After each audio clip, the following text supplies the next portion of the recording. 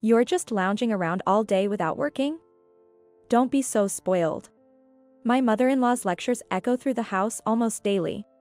As I soothed my twin daughters, I was growing weary of my mother-in-law's constant nagging. Then, as if to add insult to injury, my husband said, "Man, I shouldn't have married someone who's given up on being a woman. I want to divorce." Something snapped inside me. I guess that's enough. It really is enough, isn't it? That day, I stopped trying. My name is Violet. I'm a 32-year-old stay-at-home mom. After 6 years of marriage to John and struggling to conceive, we were blessed with twins following fertility treatments. When I found out I was carrying 2 babies, I was so happy I cried. John was shocked by the news of twins but was overjoyed. I believed that once the children were born, fun-filled days would follow.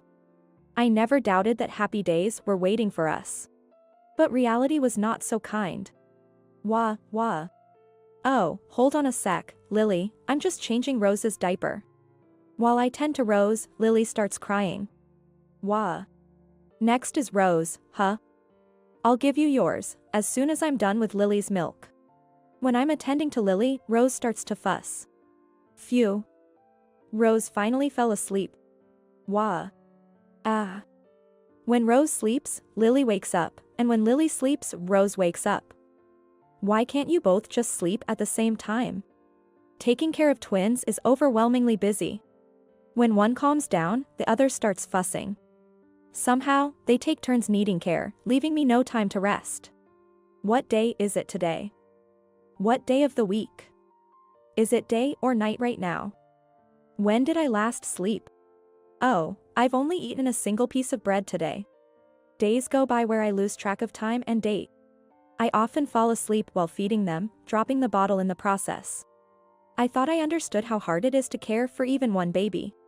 Still, I think to myself, if it were just one instead of twins, maybe it would have been easier. Before the children were born, my husband used to be more attentive. He researched and bought various parenting gadgets. He seemed like he would become a hands-on dad. But that anticipation turned out to be an illusion. My hopes were dashed.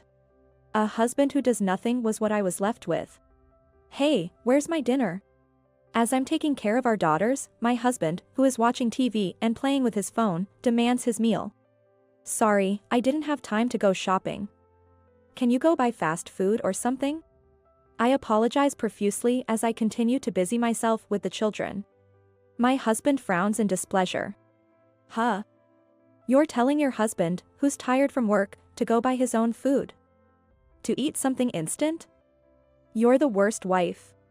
Spitting out those words, he stormed out of the house. The door slammed shut with a loud bang. Again. He's probably going out to eat. A few hours later, he'll return slightly tipsy and startle the kids awake by loudly announcing, "The Lord of the Manor is back." Hey, girls. It's Daddy. I'm no longer surprised by this routine. This has been my husband's behavior since the twins were born. Stop it. They had just fallen asleep together. Wah. Just as I feared, they woke up. Sure enough, the loud voice of my husband woke the children. In times like these, I resort to the double cuddle technique. It's still manageable because they're small, but what will I do when they get bigger? Despite waking them, my husband complains, "So noisy. Why are babies always so loud?" as he heads to the bathroom. It's your fault. I glared at my husband while holding both kids, but he was completely oblivious to my anger. It's been 2 months since the twins were born. Not once has my husband helped with childcare.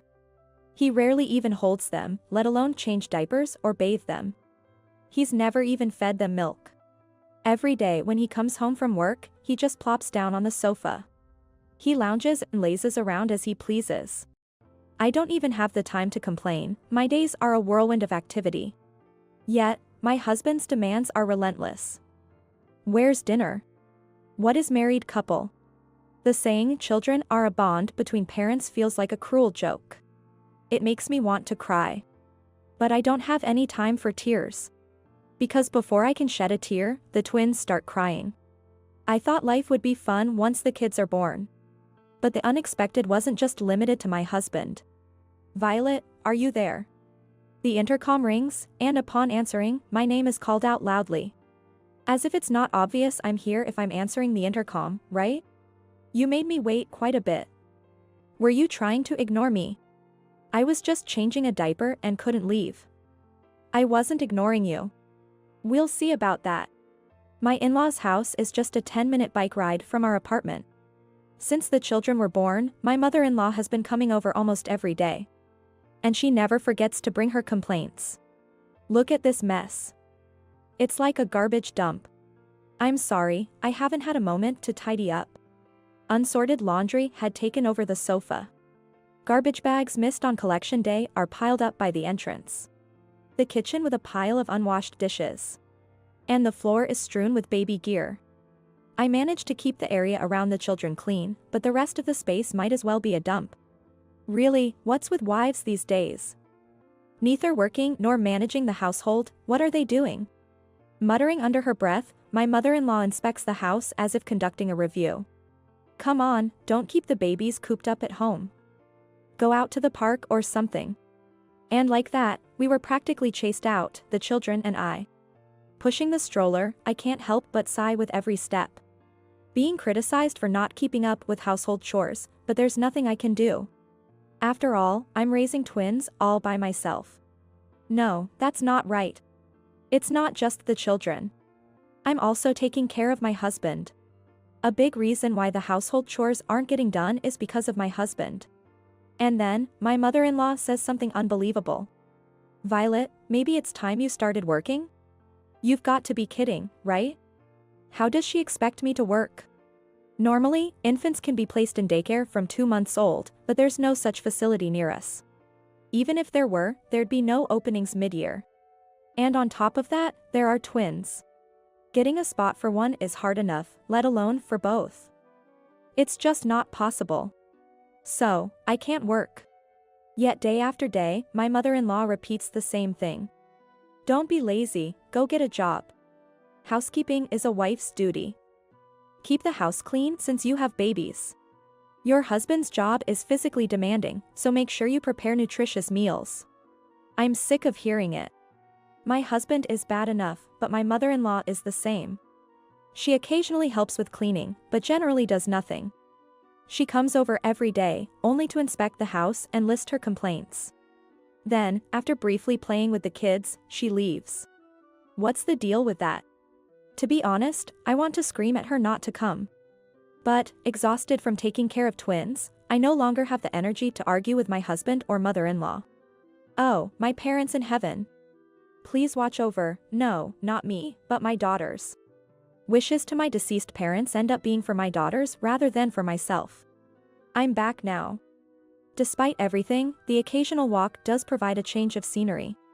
Even though it was brief, going outside after so long felt good. The kids seemed happy too, in their own way. You're back late, aren't you? I'm sorry. Weren't you the one who told me to go for a walk? But being the timid person I am, I couldn't say that, it wasn't even for that long. After the mother-in-law left, I was suddenly overwhelmed with fatigue. As these hectic days continued, and the children were about to turn 3 months old, an incident occurred. Or rather, something was revealed. I was doing some cleaning, or rather, organizing clothes for a seasonal change. While checking my husband's suit pockets before sending them to the cleaners, I found it. A receipt. From what's commonly known as a shady motel. A receipt from a motel in my husband's pocket? My mind went completely blank. In the end, I just stared at it dumbfounded until the children woke up and started crying. What is this? I confronted my husband with it as soon as he got home. He was momentarily surprised by what I showed him. But he just casually said, that, without offering any apology. Who did you go with? Yeah. So, you're cheating? Yeah, something like that. It's not something like that. Furious at his repetitive responses, I yelled, and he slammed his hand on the table. I flinched. Shut up. A woman who's given up on herself has no right to nag. What's that supposed to mean? Have you looked in the mirror lately? You've aged so much I sometimes wonder if I'm living with an old woman. How can you say that? I've been too busy with childcare. There it is, the useless woman who blames everything on her kids. There are plenty of women out there who manage childcare, housework, and work perfectly well and still look great. What about you? You can't even clean or cook properly. You're just using the kids as an excuse to slack off. To deflect from his cheating, my husband turned the argument towards my shortcomings. Those women can do it because they have support from their families. You don't help at all. You're the one who wanted kids. I never wanted them in the first place. That's cruel. You said you wanted them too. You were happy when we found out I was pregnant. I forgot about that. His harsh words made my vision blur. Why do I have to be treated this way? Maybe I'm not the perfect wife or mother. Maybe I have let myself go. But I've tried my best. The 1-month and 3-month checkups for the twins, vaccinations, they were all incredibly hard to do alone. Changing diapers for one while trying to calm the other's cries was a rush. I fought off sleep to feed them both. I cleaned as best I could, considering the children's health. As for my husband's meals, sure, I might have cut corners, but I barely eat properly myself. He can dine out alone, but he can't even buy a simple meal for me. I did my best. I really tried, and this is how it ends, with him cheating? Tears blurred my view of his face. Ah, women have it easy. Cry and everything's forgiven, right? That's too much, it's just too much. I could hear the children crying behind me. But I couldn't move. I had no more energy left to move. All I could do was stand there and cry. I'm sorry, I'm so sorry. I apologized to my children in my heart, and then my husband added insult to injury. Man, I should never have married a woman who's let herself go like this. I want to divorce, get out. I have nowhere to go. If you've got nowhere to go, why not become homeless? At that moment, it felt as if something inside me just snapped. Crying, I went to my children. They had grown so much. I managed to pick them both up, and they immediately smiled. My beautiful, lovely children. My precious children, their smiles give me strength.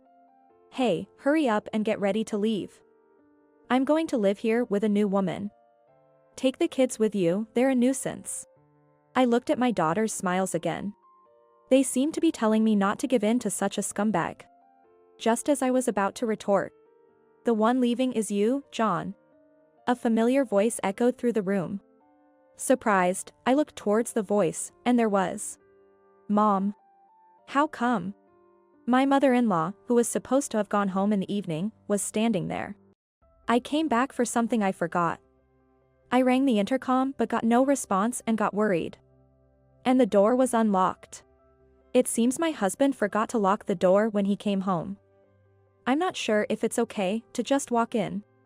But that's the least of my concerns right now. We're in the middle of something here. Can you come back later?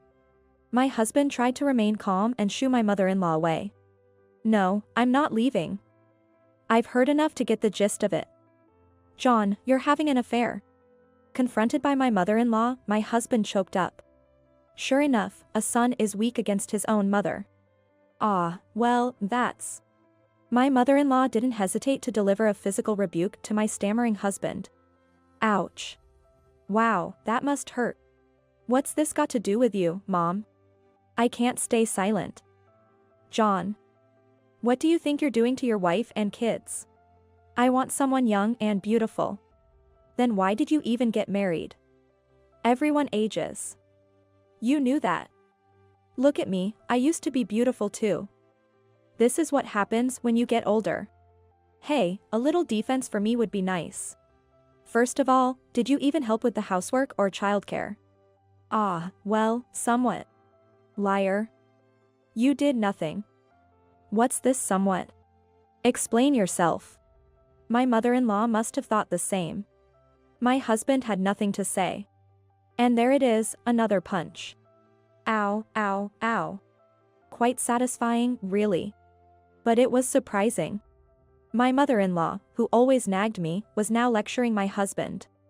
She's on my side, right? I wondered why. It was baffling. As I stood there dumbfounded, my mother-in-law's gaze turned to me. Yikes. Violet, why do you let John say whatever he wants? You have your own opinions, don't you? You started scolding him before I could get a word in. I missed my chance. Well, sorry about that. Say what you need to say. Yes, ma'am. Though I straightened up and responded, I asked what was on my mind first. Weren't you dissatisfied with me? Saying that I couldn't handle household chores, parenting, or work? Of course, I do. In times like these, you never know what might happen, so it's better to be capable of anything, isn't it? Huh? I've been telling you that even if you divorced such a son, you'd be in trouble, right? That's why I kept telling you it's better if you work. As I listened to my mother-in-law, I began to understand her intentions. So? You were always nagging me out of concern. What other reason would I have? It's not clear at all. I wish she had put it more gently. I was bewildered by this unexpected side of my mother-in-law. But, what is this feeling? I'm actually very happy. So, we're going to sell this apartment. John, you need to leave as soon as possible. My mother-in-law stated firmly. Turns out, this apartment actually belonged to my in-laws. They bought it for their retirement, but it would just deteriorate if no one lived in it until then. They let us live here for free until we could build our own home. What? But what about your retirement? My husband still tried to argue. I've discussed it with your father, and we've decided not to move from our current home, given how settled we are in the community. So? Once you leave, we plan to sell this apartment and use the money for our retirement. So hurry up and leave. But, wait, this is so sudden. The guy who tried to kick out his wife and kids on a whim is saying what now? Leave today. What? My mother-in-law no longer paid any attention to her son, my husband. Violet. Yes. You don't have anywhere to go, right? Come to our place. Yes. Wait, what? Our house is big, plenty of rooms to spare. We don't need rent. I'll take care of the housework and I'll help with the grandchildren. So you can do what you want without worry. Ah. You want to spend time with your children, right? You want to work, right? Enjoy delicious food, relax, and watch your adorable children grow up. That's the life you want, right? Yes. Tears started flowing. They just wouldn't stop. My tears fell on the cheeks of my children cradled in my arms. My daughter reached out her hand, noticing the droplets. When was the last time I really looked at my daughter's face? She's supposed to be cute, but I had lost the ability to see that. The days had been overwhelming. I'm sorry for only being able to speak harshly. I'm an old-fashioned woman. Even though I understand, it's hard to change. I nodded silently to my mother-in-law's words. My husband and I were truly happy to have you as our daughter. We were over the moon with the twins' birth. That's why I ended up being so harsh. I'm sorry. No. Thank you for worrying about me. I'm really happy to hear your kind words. My mother-in-law gently placed her hand on my tear-streaked face. It was incredibly warm. You've done well. I really think you've tried your best. So it's okay, now. You don't have to try so hard anymore. Yes, yes. My mother-in-law's words push me forward. I guess it's okay, now. It really is okay, isn't it? Today, I decided to stop trying so hard. So, I accept the divorce. From this point on, we're strangers. Goodbye. Oh, and make sure you pay child support. Since you admitted to cheating. I'll be expecting alimony as well. What? No, actually about the divorce. A man shouldn't back out of what he's said so easily. Yes, ma'am. When I stood firm in the divorce discussion, taking a cue from my mother-in-law, my husband straightened up. I don't need a husband who doesn't help with housework or childcare, lacks compassion, and shows no love for his family. My mother-in-law nodded vigorously to my declaration of cutting ties. John, we're selling this apartment. Violet and the kids will stay with us. You can go wherever you want. What? Can't I go back to your house too? My husband looked pathetic, clinging to hope. My mother-in-law and I exchanged glances and then turned to my husband, saying no way, together. After that, my ex-husband John, turns out his affair partner was married too, and her husband found out, leading to a huge mess. With the alimony to me and child support, plus the alimony he owes her, he's struggling financially. His salary isn't that high to begin with. His life must be pretty tough now. He's living alone in a rundown apartment, surviving on cheap instant noodles every day. Apparently, my former in-laws are turning him away whenever he comes crying to them. The kids and I are living peacefully at my in-laws' house. I honestly felt conflicted about relying on them. But my mother-in-law said, "You're the mother of our beloved grandchildren. Even if you're legally a stranger now, you're an important person to us. Forget about the family registry. You're our precious daughter. Don't hold back." My quiet father-in-law listens with a smile. I'm filled with gratitude towards them.